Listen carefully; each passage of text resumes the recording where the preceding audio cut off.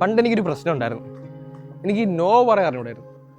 അതുകൊണ്ട് തന്നെ വഴിയെ പോണ എല്ലാ വള്ളിയും എൻ്റെ നെഞ്ചത്തൂടെ പോകലായിരുന്നു. എടാ നാളെ രാവിലെ ഇല്ലടാ. അത് എടാ നാളെ രാവിലെ പോണം. അളിയായി എനിക്ക് 2 ദിവസം കൊണ്ട് ഒരു ചെറിയ ചുമയും പനിയൊക്കെ ഉള്ള. നിനക്കൊരു കുഴപ്പമില്ല, നീ വരണം. ഇവിടെ വണ്ടി ഓടിക്കാറില്ലേ, നീ വന്നാലേ പറ്റൂ. നാളെ അല്ലേ? ആടാ വരാടാ.